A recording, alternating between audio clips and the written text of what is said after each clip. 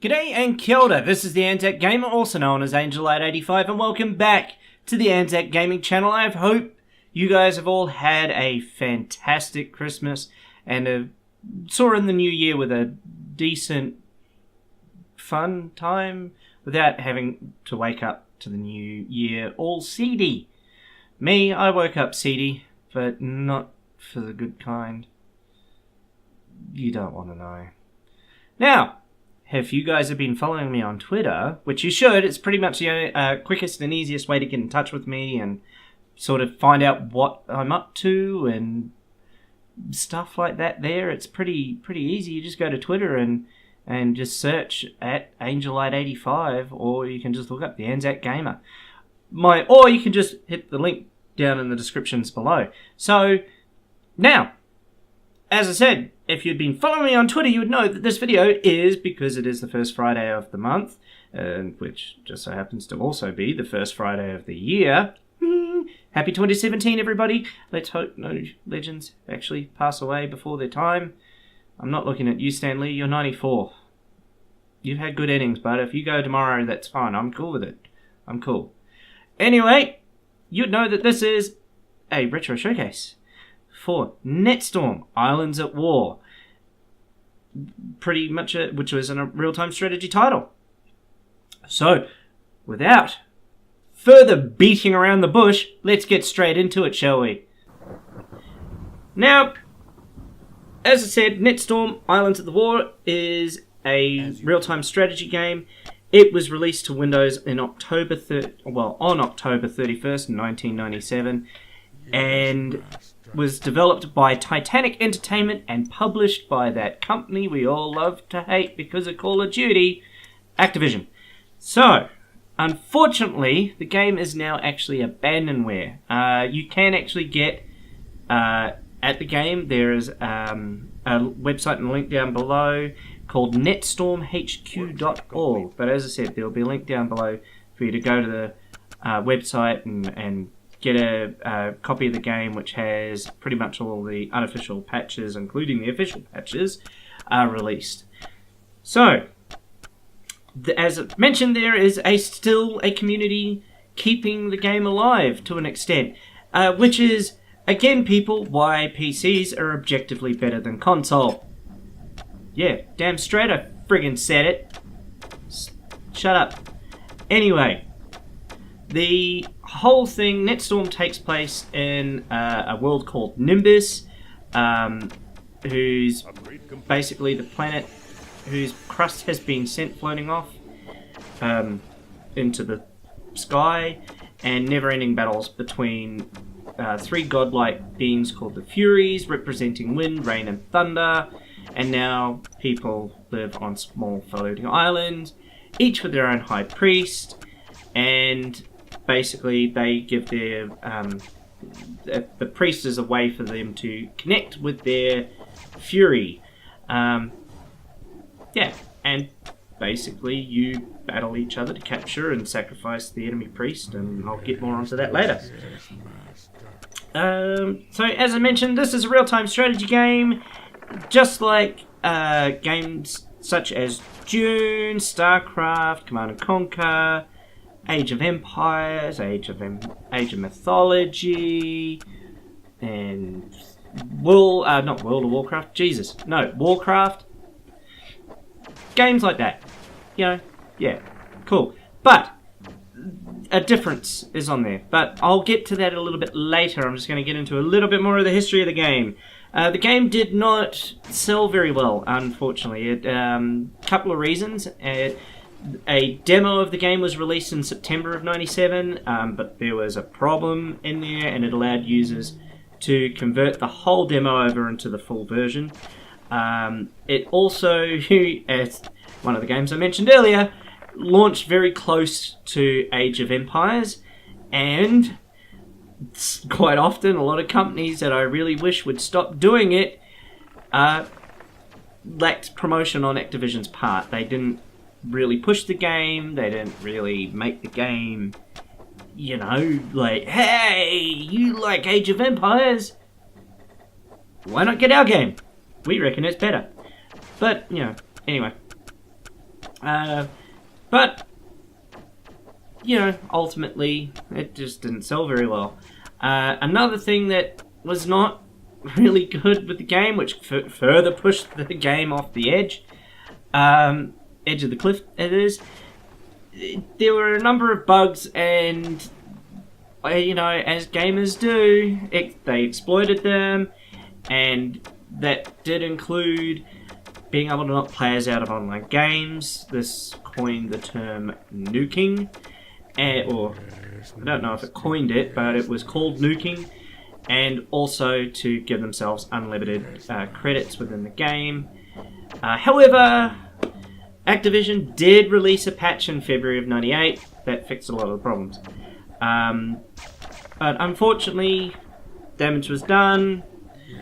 You know, as I said, by rights, this game should have lasted a lot longer with official servers than it did. The official servers only lasted until May of 2002.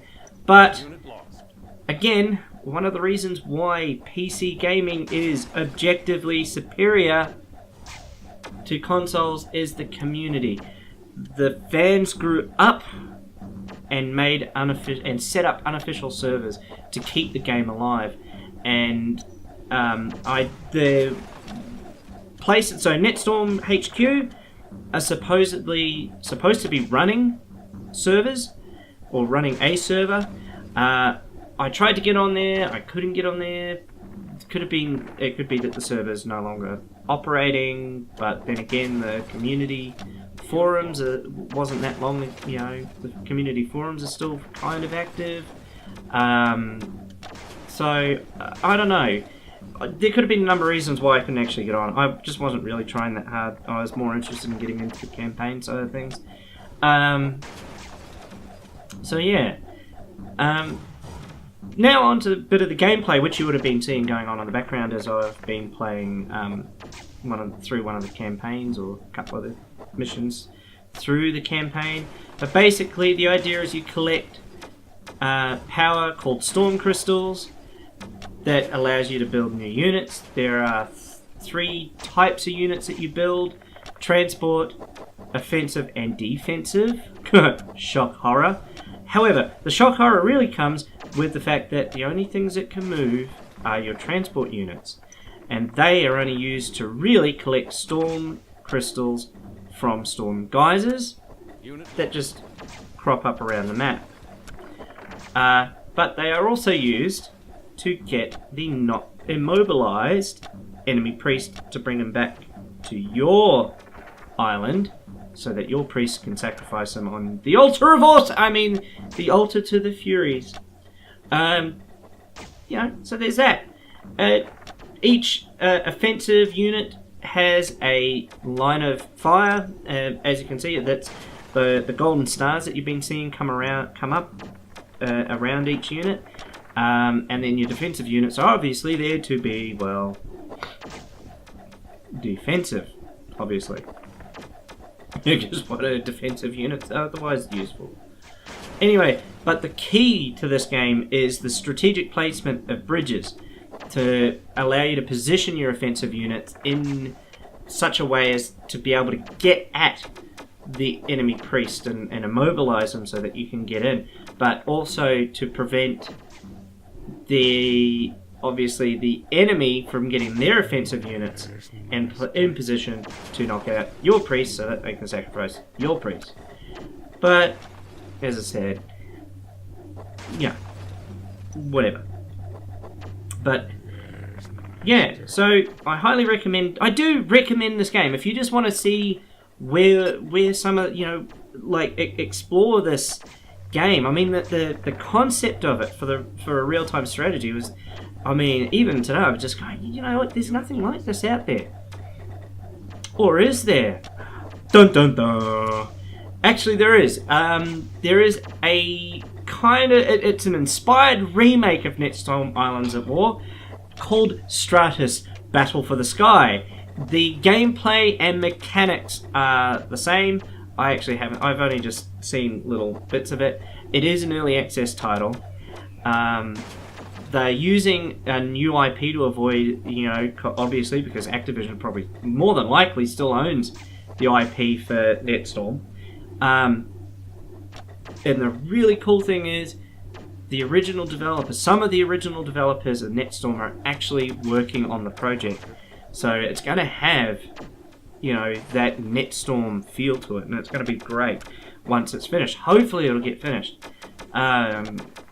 So if you like it, obviously get in there, discuss with them, get on the discussion board of it, visit the store page, have a look at it. I'll put a link in the descriptions below again for it. It's $15.99 US. I know it might seem a little bit dear. I actually think it's a little bit cheap for a early access title, but